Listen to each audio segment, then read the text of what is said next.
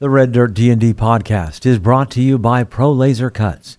The Oklahoma company provides pre-made and customizable design laser cut dice towers, tokens, and more, developed by a gamer for gamers, and now available to enhance your tabletop game. Pro Laser Cuts products can be found at many Oklahoma City area game stores, local events, and now available online at prolasercuts.com.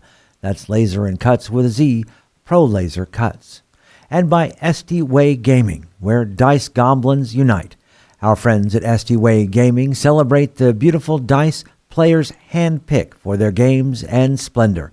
SD Way Gaming has expanded to include many tabletop gaming varieties, accessories, and similar fun necessities to include a service for your dice addiction.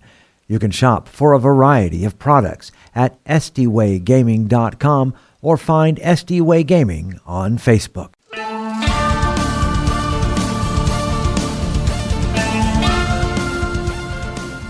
Welcome to Red Dirt D&D. My name is Johnny Payne, and I play the half-elf roguish warlock Zonimus, who's going to take back everything he's ever lost. I'm Konnor Shenold. I play Konnor with a K, the Kobold Sorcerer, who's a continuous thorn in the Empire's side. I'm Kiri Hester, and I play Poppy Tealeaf, a halfling druid determined to protect the wilds of the frontier from the might of the Empire. I'm Brooke Bullock, and I play Mokrin Stoneshaper, a young dwarf sorcerer finding his true family as revealed by the secrets of the frontier. And I'm Ash King, your dungeon master. Join us now for Tales from the Callban Frontier.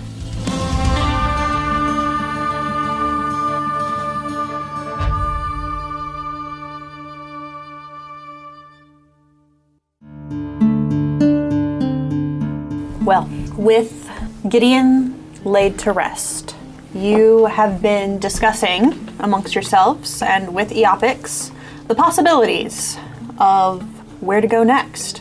From your conversation with the Wandering Wind, you have learned about a possible answer to some of your problems. A mine to the south of the Lake of Tears that may prove to be a source of flight crystals, which, if you can get your hands on that, you know of someone who has access to a longboat. And not just that, a friend who has a longboat. But before you get there, there's probably a few other challenges in your way. But currently, you are all still at the Elven camp, as it is beginning to break up around you. The group, once more, planning to set off to head to the north. So, what are you all doing? Saying our goodbyes. Backing up the cart. Go tell leadership, thank them for their hospitality, and it might be best if you don't know where we're going. Just know that we're on the right path. Wildheart gives you a nod and looks to you and says, should our paths cross again, you and your friends are welcome here. Thank you. And I'll make another stop by that mound of dirt and stand there briefly in silence, because I've said what I need to say.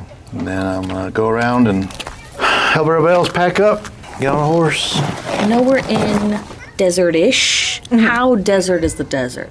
Is there a sporadic tree here or there? Scrubland. It's that change between full-on desert, scrubland, badland, heading towards greenery. Could a person who hypothetically has a connection to a nature god maybe grow a symbolic tree to mark the grave of a loved one? Yeah, you could grow something like a Joshua tree. Yes! Okay, so I'm going to sit on the ground and Wildfire, come here, come sit, be good. Okay, we're gonna grow a tree, mister. So I need you to put your head right here in my lap, thank you. I like petting. And I'm going to pet Wildfire and I'm gonna grow a very cool tree to mark Gideon's grave.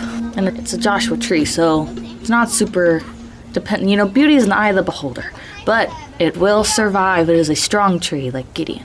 And it'll survive these deserty, grasslandy conditions. Okay, Wildfire, you ready to go? Let's go for a run. I know you've been cooped up. All right, I know horses are all ready. Buttercup's ready. Everything's secure back there, Konnor? Yeah, we're good to go. We just need to wait for the other two. All right. You want to ride Navigator again? I think I'm going to stay in the back for a bit. All right. 4 of us make up the block. Let's take it to the fort. and I'm going to lead the pack right out of here. I'm going to stop and let everyone pass me. I don't want to go. I don't want to leave here.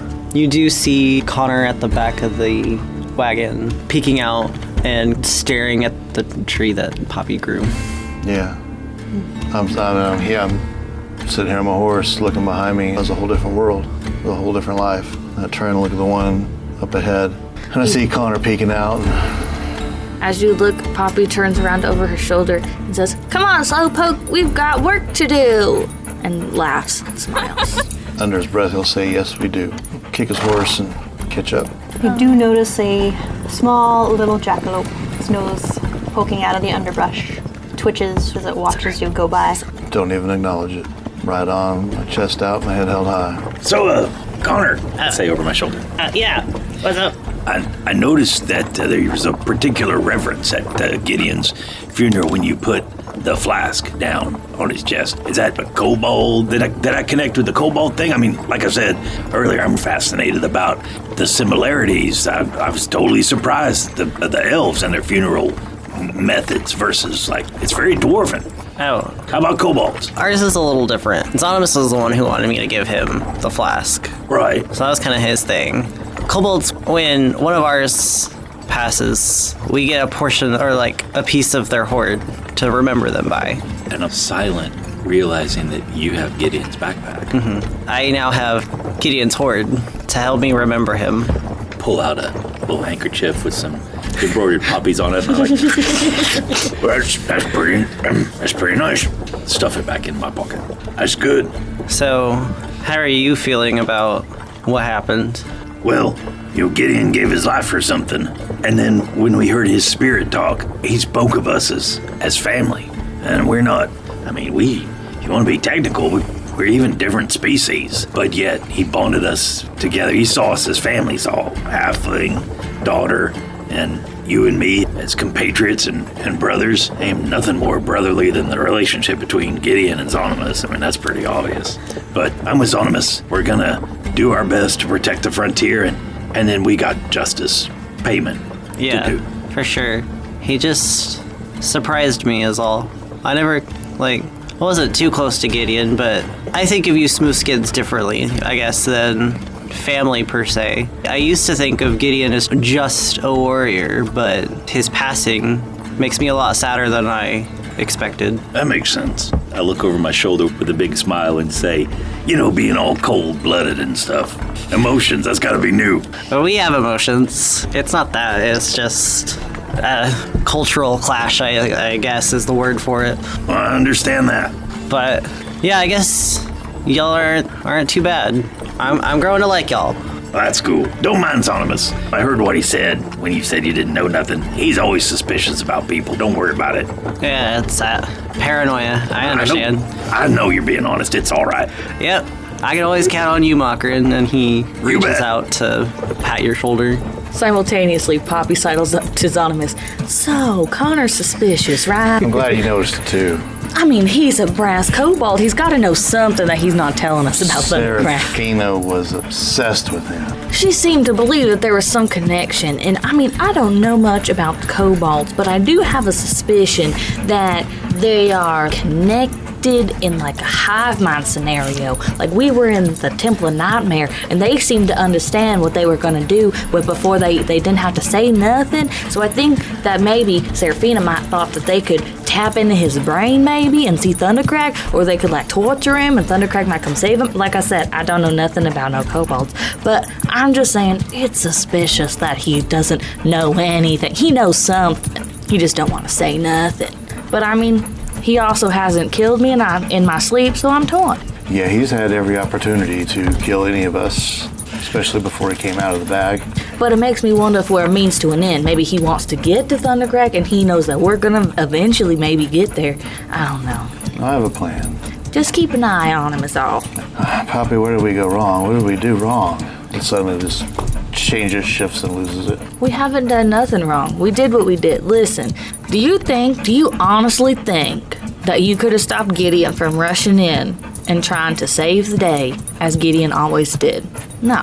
I couldn't have stopped him while I was running beside him. I mean, even if you wasn't, there was no way we were going to talk Gideon out of going into that mesa. It seemed at the time, with the information that we had, like our best shot at doing what we were trying to do. Now we have more information, we can make a more informed decision, and I feel like we're going in the right way this time. He just shakes his head and dries up, gets a grip. She reaches up and pats your leg, and she says, you know, sometimes I avoid emotions by becoming animals. You just let me know if you want to be an animal, and I can make that happen for you. We can go flying together sometime. It's real nice. Well, I might take you up on that one day. I threw away what I used to avoid emotions. So, Konnor, you ever heard of Fort Rushing Water? Well, a couple of weeks back. Oh, but you ain't never been, like, out this way or nothing? No. Okay, very good. And you might be able to tell Mokrin's a little nervous. You ever been? No, I've never been out to Fort Rushing Water. Escaped that. Just slipped right by thanks to my mom. But yeah, it's a place out here, pretty far out, right up next to the Great Mother River. And sometimes they send dwarves there that just can't quite fit in. Oh, yeah. Sounds like a interesting place. Yeah, I got something else. Oh? And I hold on one hand, and I reach inside my vest pocket, and I pull out this little box from Seraphina's office. Or maybe it was Fortunato's It was office. the war room. Oh, yeah. I think I saw you pick that up. You probably didn't realize I was in the room. Oh, no. Oh, so you hadn't gone up? No, because it's before they walked in the door, and Yeah. you walked out the door when they walked in the door. There's a ring inside here. Oh, what kind? Well, I don't know yet. Remember when, a while back, good old days, I kept my crystal a secret? Right. And I'm just, was experimenting? We got a perfect opportunity to figure out what that thing does. I know. I figured we were out here in the middle of nothing. If you climb up here and take the reins for a minute, then I could take a peek at it. I gotcha. So, with possibly Konnor sitting there beside me and holding the reins, I look for this box to see if it's locked or a little latch on it, or does it just like... Well, you know, there's a ring in there. Oh, that's true. I clapped it shut and then put it in. So I'm going to open the box and then try to study this ring and see if I notice anything, maybe get a vibe off of it, perhaps. Ooh. Opening it up, you immediately start to feel great power. Plot diggity. Can I try to sense what power it is? Are you going to attune to it? First, I just want to look at it for arcane symbols. So any type of arcana check I could do? I'll give you an arcana check. That's a modified 10. So he looks at it, thinks about it. It's real shiny. Highly polished opalescent moonstone. Almost to the point you can see your own reflection in it. I know you're trying to make it better, so that put it makes on. it a little bit worse. Just put it on. Gideon said he believes in me. I can be stronger. I put the ring on my left finger. But the question is, do you attune to it? Yeah, I start reaching to see if I can connect with the magic that I sensed off of it. This is a ring of spell turning. Oh, that's nice. While wearing this ring, you have advantage on saving throws against any spell that targets only you, Oh, nice. not an area of effect. In addition, if you roll a 20 for the save, and the spell is 7th level or lower, the spell has no effect on you, and instead targets the caster, using the slot level, spell save DC, attack bonus, and spell casting ability of the caster. Oh, that's nice. Looks good on you. Thank you. What's it do? It's a ring of magical protection. It gives me spell resistance in a way. Oh, nice. And I clip the box shut and put that back inside my duster. And we ride until it's time to make camp.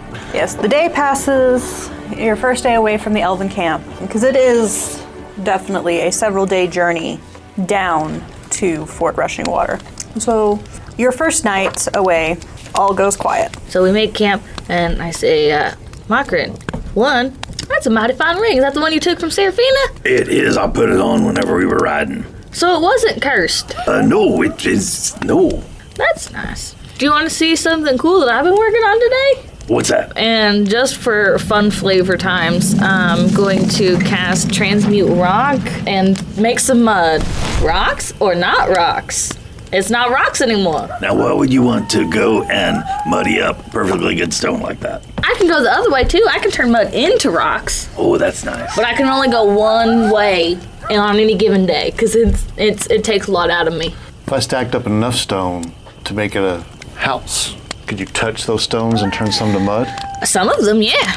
Not all of them. I can only do it seems like a 5-foot cube type area. Right. So there was a giant castle that was made of stone. Could you go up to a piece of that castle and go, this stone right here is turning to mud? But yeah, I could make a door. If the wall is more than 5 feet deep, I can only get us part of the way there. I only have 1 5th level spell slot, so I can only do. But yes, I got a bunch of really cool level spells at level 5. So, but I can only stock 1 per day, which is why I waited till we were getting ready for bed. Gotcha. It's going to be about a 6-day journey down to Fort Rushing Water. We sniffle a little as we decide who takes what watch because we have to reconfigure the schedule because Gideon's not here anymore. We'll just work Wildfire in on his own rotation. Lick me if something looks suspicious. So when Makrin is alone on watch, he's at the edge of the campfire light and the dark of night, is beyond us and stuff. And he pulls out of his backpack this leather-bound journal that's embossed with the Black Hands Railway emblem on it. And I start writing. After a few minutes, I stop and I flip back a couple of pages and I read the entries about Jasper and Kikiak and the longboat and the excavation site and Tholia, that spellcasting woman, and the crystal. And I stare at those pages and I recall Jasper saying, "If I can prove that this can be done, and if I can replicate the technology, this is gonna revolutionize everything." And I look back to the eastern horizon, almost as if I might see Venturis way out there, and I hear Jasper saying, "That's the beauty of it. You wouldn't have to lay down track and destroy ancient resources and natural beauty. You could just soar right over it." And Makrin looks over at Poppy asleep, and in his memory, he hears, I can tell you right now that if the Black Hands or other tribes had any idea what was going on out here, Jasper would be dead. So then I look back toward the east, and then hear Gideon's mom say, "The world is wild. The world is untamed. And the moment you start to change that, you lose things. You lose sight of the wonder and the mystery. There have been many coming into the wilds, attempting to force us to fit in ways that we do not." And I reach down and I silently pull a dagger out of my boot, and with a meticulous, precise movement, I slice the last 4 or 5 pages out of the journal very, very precisely, very delicately. And I pull out this really cheap-looking, leather-stitched patchwork journal, and I take those removed pages, which include not only those moments, but also meeting the tribe of elves and everything that happened at the Mesa, and I tuck those away and put them in this cheap-looking journal and put that back in to my backpack.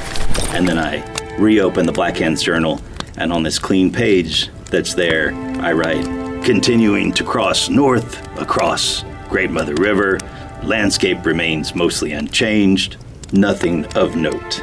And I look up again towards the east, and with a deep sigh, I look around at my companions and realize this is more family than I ever had in Venturis.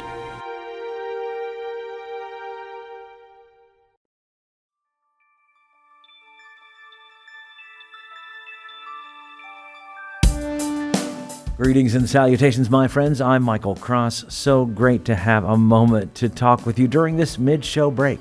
First off, I want to invite you all to join us as Patreon members. The money we raise helps us pay for things like the music and sound effects you hear on the show, as well as money to go to events and make new fans. When you become a Patreon member, you get our episodes 4 days early, bonus content, access to our Discord server, and full versions of our roundtable discussions. You'll be joining other fans like Scott Wise, Don Mills, Heath Mormon, and the Lady Kate. So join us right now at patreon.com/reddirtdnd. Another way to support us is by getting your very own Red Dirt merchandise. You can find things like hats, hoodies, mugs, and t-shirts. Just click on the merch tab at reddirtdnd.com or reddirtrpg.com. Since 2020, the Red Dirt D&D podcast has been close to another Oklahoma actual play Dungeons & Dragons podcast, D20 to Curtain. And me personally, I've had a chance to work on stage with some of the actors on the show. So when you get done with this episode, you should check them out. Hello, fellow D&Ders. My name is Jerome. I'm Jennifer. I'm Jody. And together with our friends Kara, Timothy, and Jared, we are the cast of the D20 to Curtain podcast, where Oklahoma theater geeks and their friends hit record and explore our new addiction to Dungeons & Dragons. We think D&D is more than just a game. It helps us tap into the enduring power of storytelling. We combine live gameplay with behind-the-curtain episodes to share our experiences, insights, habits, discoveries, and passion for D&D with anyone who will listen. We hope D20 to Curtain will make you laugh, cry, maybe even make your experience at your table even more satisfying. Check us out anywhere you listen to podcasts or visit us at d20tocurtain.com or at D20 to Curtain on Facebook, Twitter, and Instagram. We look forward to having you. All we ask is that you have fun, be kind, and play the role. If you're looking for more content, make sure to check out our YouTube page with Mysteries of Beatrix live every Wednesday. Keys from the Golden Vault from the Red Dirt Outlaws dropping every Tuesday at noon, and Plausible Deniability every other Thursday at 7 p.m. So come check it out at youtube.com/@RedDirtRPG or search for Red Dirt RPG on YouTube. And we would love to hear from you. Find us on social media at Red Dirt RPG. You can also get in touch with us through our website at reddirtrpg.com. In the meantime, make sure and subscribe to this podcast and leave a comment on your favorite podcatcher so others can find us. All right, I think that's everything I need to tell you. Right now, let's head back to Red Dirt D&D.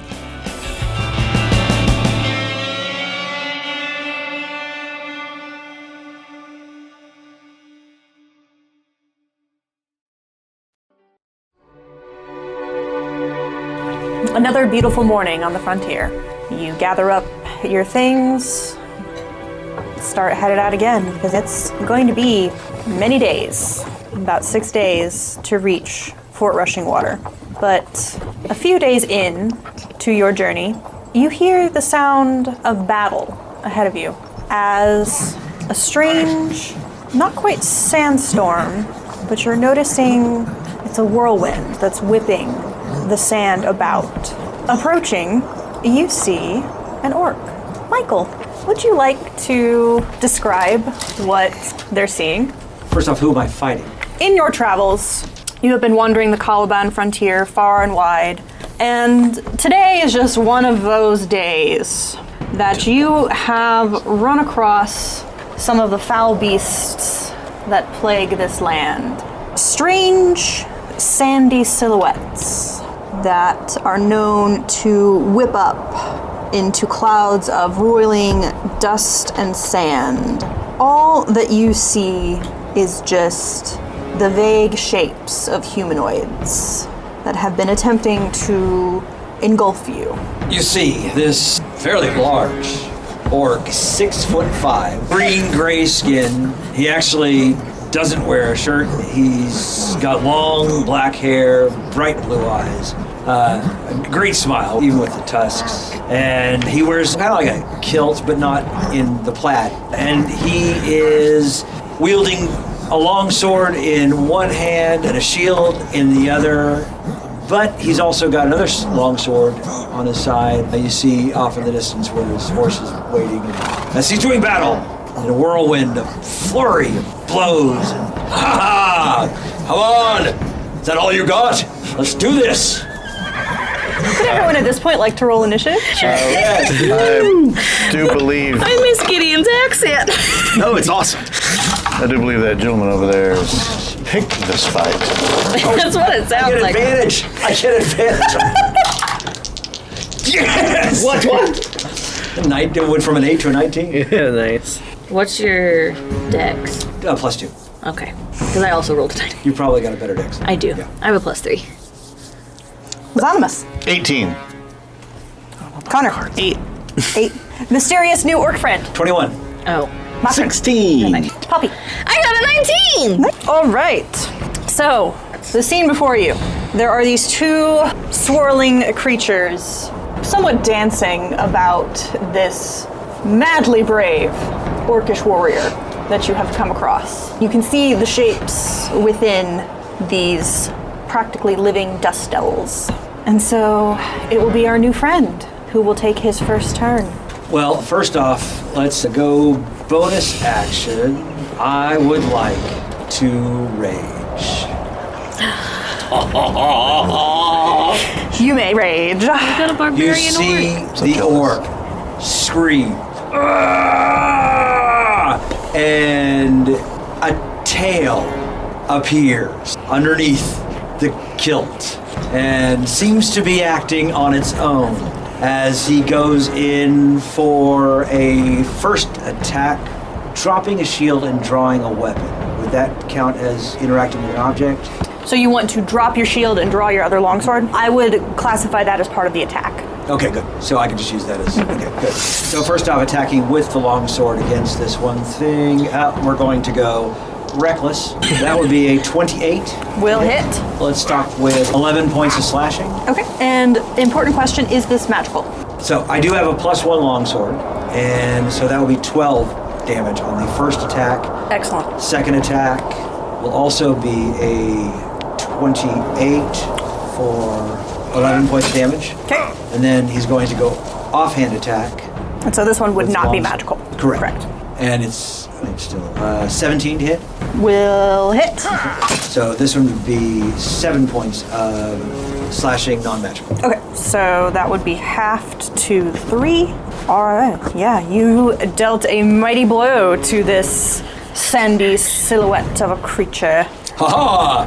Have at you! Ha ha! Poppy. Yes. How far away are we? I would give it a good 60 feet. Okay. His voice carries on the wind. He does talk like that. So I'm going to say, come on, Wildfire, let's go. We gotta save this poor tailed orc. And she contemplates whether Zonomus has a tail or not. So I am going to spur Wildfire on and use his, so he has a 40 speed, so he will use his dash action and we can make it there. And then we'll say for the sake of flavor that we could see everything that was going on. I guess we're only 60 feet away. That's not actually that far. So we saw him, get buff and his tail come from nowhere. And I'm like, I wonder if I can do that. And I think about it for a second, and I'm going to cast a spell called Guardian of Nature. Okie dokie. Which is a bonus action. And I'm going to do the Primal Beast. So Poppy remembers the Yotes and how there was like a coyote form, there was a people form, and then there was an in the middle form, and she takes an in the middle form, but of like a cute little tiny wolf puppy, because she's small. Bestial fur covers your body, your facial features become feral, and you gain the following benefits. Your walking speed increases by 10, which doesn't matter right now because I'm on my wolf. You gain dark vision, which doesn't matter because we're in the desert. You make straight-based attack rolls with advantage. Your melee weapon attacks an extra 1d6 force damage on hit. I don't have a strength-based melee attack. Mine is dex-based. So then I'm going to wield my super cool scimitar that I have now, and I'm going to try to stab the sand beast. We'll see how this goes. I crit. What did you just do? I crit. No, I mean... Oh, I attacked. I stabbed him with your sword, with Gideon's sword. With Gideon's sword, it's a crit. I feel Gideon telling me that I can do anything and how he was always so proud of the strength that I had inside of me and how he encouraged me to fight my literal and figurative demons. So now the damage on that is 1d6. So now it is 2d6. And then all of my attacks also, You get that extra 1d6 will become 2d6 force damage. Yes. So it'll be 2d6 slashing damage and 2d6 force damage. Plus 2. Plus your dex modifier. Yes, so plus 5 overall. Okay, so 4d6 plus 2 is the damage we're rolling here. So that is 21 damage total. And of course, that is a very magical scimitar. Yes. It slices through these living sandstorms like butter. And I look at the orc and I say, don't worry, we'll save you. Even though he looks very capable. I thank you, little one. It's good to have you here. So I'll sit there for a minute and then I'll flick out the bow, not whisper anything, and go for the one that he's wrestling with right now. For 21 to hit. Will hit. 5 plus 14, 19 damage. 9, excellent. On that one. And I might get off my horse and start moseying that way. You seem to have other friends, little one. Fantastic.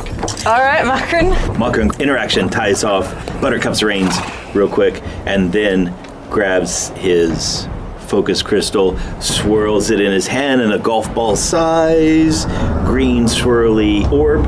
Is there any? Throws chromatic orb with an 11. Miss. And swishes right by these swirly things. Aw, is that all for you? That's all I can do. So, my sand silhouettes. One is going to make 2 attacks towards our new orc friend. The first slam will be a 24. Hit. That will be 17 points of damage. It is bludgeoning, so you will get to half it for your rage. It should be 9. It'd be 8. Round down. Yes, because it was 17 points of damage, so yeah, 8 points. Yep. Ha! Is that all you have? Let's gonna do it again. But your fancy Captain Orc voice seems to throw it off, and the second attack does not hit.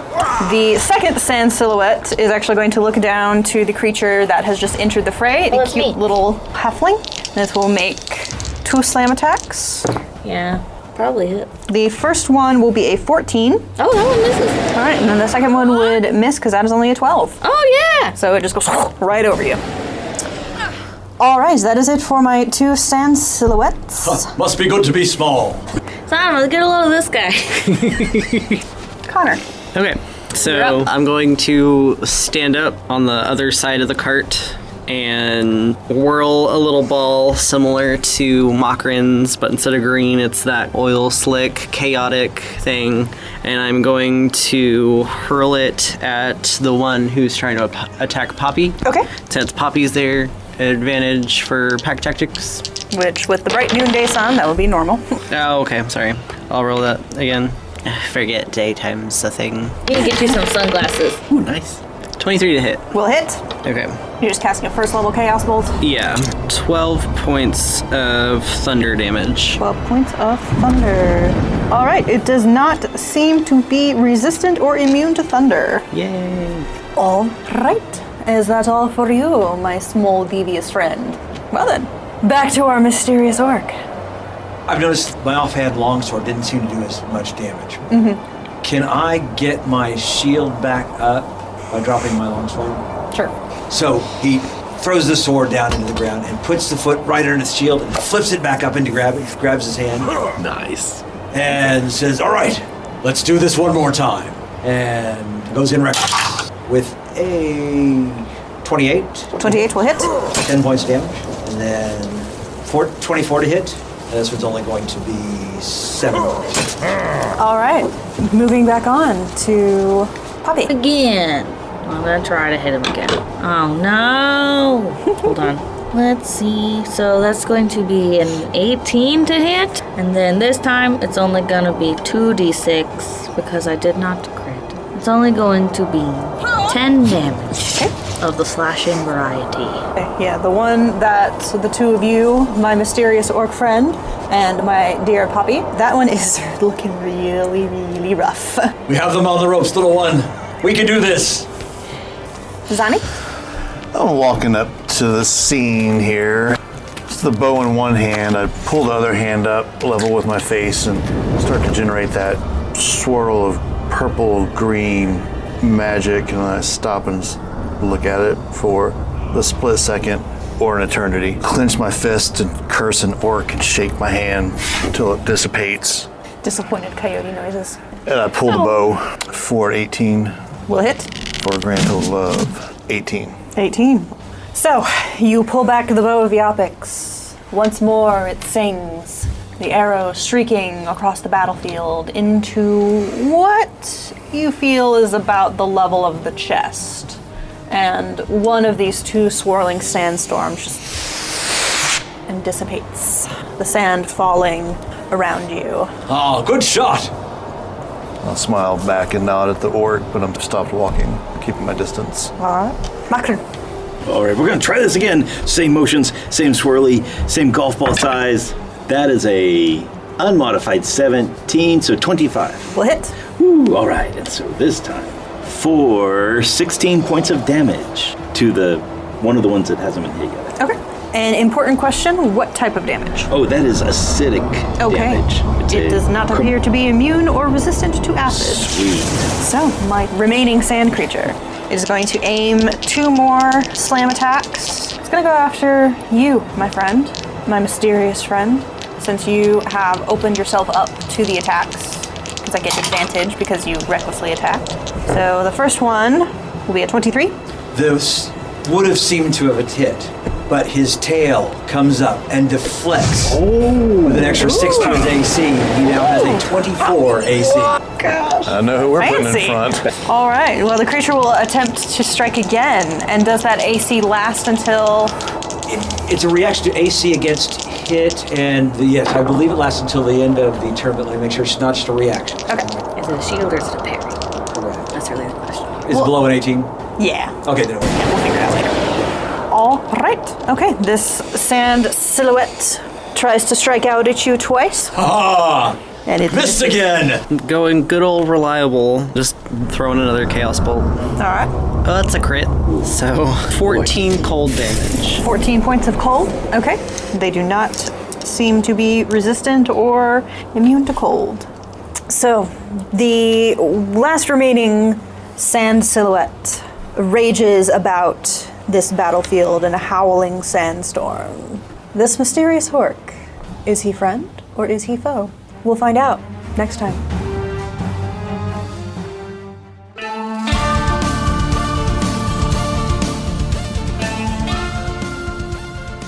Red Dirt D&D, Tales from the Caliban Frontier, is Ash King as our Dungeon Master, Brooke Bullock as Mokran Stoneshaper, Johnny Payne as Zonimus Dinar, Kiri Hester as Poppy Tealeaf, and Konnor Shenold as Konnor the Kobold.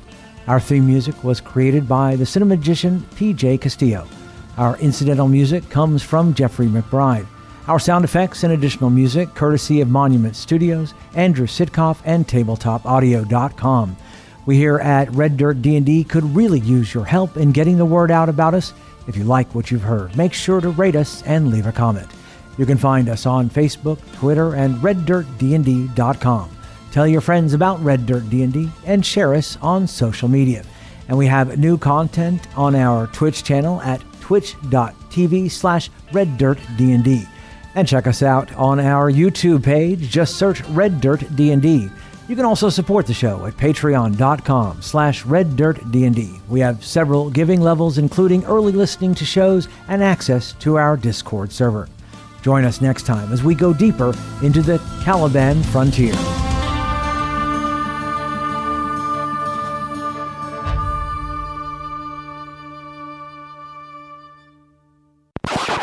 Tell everybody I'm on my way.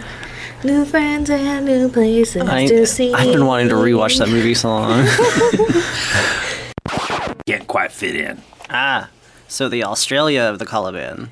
I never heard of that.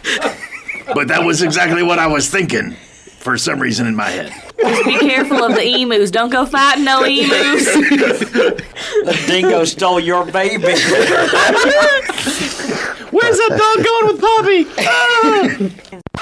Can you retcon Eldritch blasting that jackalope? No. I was thinking of cool things to do later. Me too, honestly. So we're looking All the over time. what's his face I down was there. wondering on if the you're going to table. go kick that. That would have been... Yeah. Deftly switch spots. I mean, or I just switch the reins. Good news, it's not a car. You don't have to like climb over You it. just hand him the wheel. Literally hand in the reins. You don't actually have to be on the left or right hand side. Yeah. No. Let's go. Konnor, take the wheel.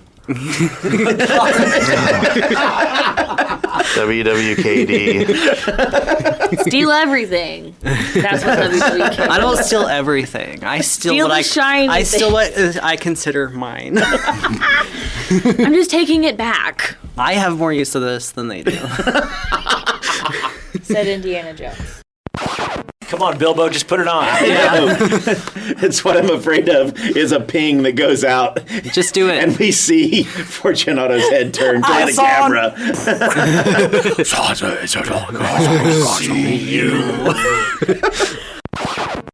We get to find out the fun way. I feel the spirit of Gideon say, become stronger, become more powerful. As a player, I don't know if this will help, but I have access to the Greater Restoration spell now. So Do it. I think what I might need is remove curse, but I'll kill you. We'll take the ring off. She'll res you. I can What would reincarnate friend- you what- as a creature that's not That's what cursed. friends are for. I like You'll just be stuck in the twilight, and your soul will never be able to move on. But that's fine. You'll be a That's gnome. tomorrow's Mockrin's problem. You hear it. You hear a hiss from the box. It's a mimic. That's a little baby mimic. We could raise it up. Maybe it'll be on our side. You could befriend those mimics. I've had some people I know who did that. Not all of them. I can only do it seems like a 5-foot cube type area. Right. So a small house. I could fit in a 5-foot cube. That seems awfully specific. So like a house for a mouse maybe, but I wouldn't want to go drown in no mouse and no mud. What I was saying is, there's a giant castle that was made of stone. Could you go up to a piece of that castle and go, the stone right here is turning to mud? Yeah, and then we And could when, crawl and when through gravity it. goes, it drops it. We walk through. Yeah, we could crawl through Sorry, it. we're gonna edit that. I was out of character. Yeah. Yeah, we could crawl through it. I do love that without You could put it in the bloopers. You just have to bleep it. Yeah. Our first bleep. But yeah, Second, technically. No, it's not. We've had many. So we journey for a few days, and nothing happens, That's right? awesome. Oh look, Fort Rushing Water. We're here. That's cute. Why you got a book full of monsters? I have a joke that we can edit out, but it was like, we're the pallbearers on Gideon's funeral so that we can let him down one more time. We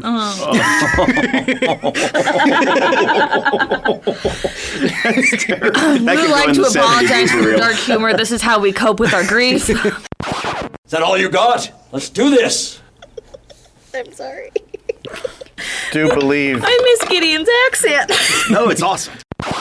I thank you, little one. It's good to have you here. Oh my gosh, he sounds like a cereal box superhero. That's what it is. Yeah. Like Captain love Frosted it. Flakes. I love it. I'm here am for Captain it. Cliche. I live for it. I'm here for it. But I'm right. gonna giggle for a while. You seem to have other friends, little one. Fantastic. Yes, this is the voice I've decided to use. You're gonna have to do it. We're using the voice of a true orc warrior. Just give me a couple of days. I'll get there. When I'm we just speak to gonna each other in giggle for a orc, it'll be like, "Hey, man." Yeah. Like how he does the. God. Oh, right, the surfer dude. Yeah. while. No. I love it. Well, we should like a northern. Oh yeah, don't you know? So, where you from there, E? Okay. So listen, man. It's the northern. Kevin Smith, my blacksmith orc, is a Minnesotan, and that's his. He's like, "Oh, hey, we'll help you out there, man. Don't worry about it, eh?" He's our. Is that all you have? Let's gonna do it again. Oh, apparently it has more. Wait.